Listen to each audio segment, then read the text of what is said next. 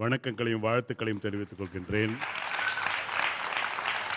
நடுவர் அவர்களே, இவ்வளவு நேரம் விஜயகுமார் அவர்கள் பேசுகின்ற பொழுது ஏதோ ஒரு தப்பு பண்ணிட்டோமோ, அணி மாறி வந்துட்டோமோ அப்படின்ற ஒரு எண்ணம் எனக்கு இருந்தது. ஒரு பேராசிரியர் என்னுடைய கண்ணை திறந்து விட்டார். உண்மையிலே நான் வருத்தப்படுகின்றேன். இந்த அணியிலே பேசுவதற்கு என்னுடைய மன்னிப்பை கேட்டுக்கொள்கின்றேன். இனி வரும் காலங்களில் இதுபோன்று நான் பேசப்போவதில்லை. அதே போன்று எதிரணியை சார்ந்த 3 பேர்களும் அவர்கள் போகின்ற பட்டிமன்றத்துக்கு வாங்குகின்ற காசையெல்லாம் எனக்கே தரும்படி கேட்டுக்கொள்கிறேன். பெரிய மனது பண்ணி உங்களுக்கு வருகின்ற செக்கையெல்லாம் அப்படியே எனக்கு திருப்பி விடும்படி அன்போடு கேட்டுக்கொள்கிறேன். மனசில் பெரிய பட்டினத்தார் பங்காளி நினைப்பு, கையில் கரும்பு தான் கிடையாது. இல்லையா, அநியாயமாக இருக்கு. ஒரு நியாயம் வேணாம். அவர் பஞ்ச் டைலாக் விடுறாராம். இனியவா, பல்சரில் போகணுன்னு ஆசைப்படாத, அல்சர் இல்லாமல் வாழணுன்னு ஆசைப்படு. இந்த கும்பல் சுற்றிக்கினே இருக்கு.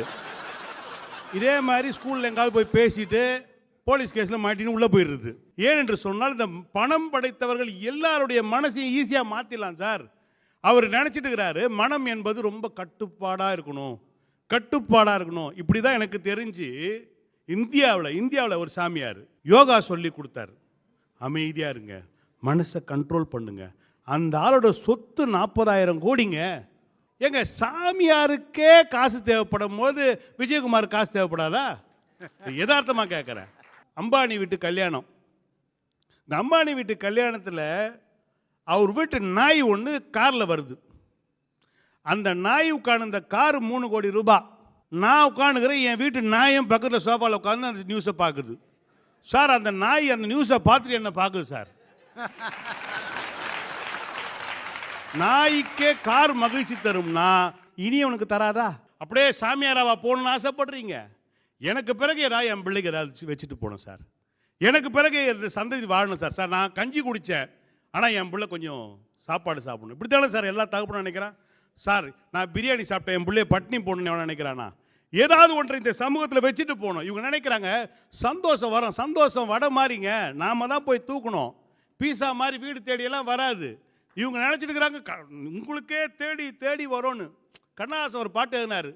நான் தன்னந்தானி காட்டு ராஜா, என் தோட்டத்தில் எத்தனை ரோஜா, நான் தீராத விளையாட்டு பிள்ளை, என் தொட்டிலில் எத்தனை முல்லை முல்லை முல்லை. யாரு? நம்ம நித்தி ப்ரோ சார். தனியாக ஒரு நாடே வச்சிருக்காங்க அந்த ஆளு. உனக்கு ஒரு ஃப்ளாட் இருக்குதா? இல்லை எனக்கு இருக்கா? இல்லையே. இப்போ என்னோட தேவை என்ன? குறைந்தபட்சம் கொஞ்சமாவது பணம் இருக்கணும் இல்லையா என் பேங்க் பேலன்ஸில்? அப்போ தானே என்னுடைய மனசு மகிழ்ச்சியாக இருக்கும். நடுவர் அவர்களே, உலகத்தில் ஆசையே துன்பத்திற்கு காரணம். ஆசையை அடக்குங்க சொன்ன புத்தருக்கு தாய்லாந்தில் சிலை வச்சிருக்கான். எவ்வளோ ரூபாய் தெரியுங்களா அந்த சிலையோட விலை? 21,000 கோடி சார். 21,000 கோடிக்கு புத்தருக்கு சிலை வச்சிருக்கான. எதுக்கு? மனதை ஒருநிலைப்படுத்துறதுக்கா? அவன் உண்டி வச்சு துட்டு சம்பாதிக்கிறதுக்கு. அவ்வளவுதான். நான் கேட்குறேன், நீங்கள் வாத்தியார் தானே? வாத்தியார் தானே சார்? என்னைக்காவது ஒரு நாள் நல்ல மனசோட எல்லா பிள்ளைக்கும் 100க்கு 99 போட்டிருக்கீங்களா நீங்களா? இன்டர்னல் மார்க்ல கையை வைக்கிறது, அங்க பாருங்க, அந்த கையை வைக்கிறது, அந்த பிள்ளைங்க எவ்வளவு சந்தோஷப்படுதுங்க பாரு. எங்க அம்மா என்ன சொல்லுவாங்க, டேய் நான் சின்ன வயசுல அழும் போது யார் யாரெல்லாம் பார்க்குறாங்களோ ரொம்ப அழுதா தூக்கி பால் கொடுப்பாங்களாம். அப்போ அன்றைக்கு இருந்த தாய்மார்கள் எல்லாரும் குழந்தை அழுதா தூக்கி தான் பிள்ளைன்னு பால் கொடுத்தாங்க. ஆனால் சமீபத்தில் ஒரு செய்தித்தாளில் செய்தி வருகிறது, தாய்ப்பாலுடைய விலை 500 ரூபாய். எங்க சார் போயிட்டு இருக்கு இந்த நாடு?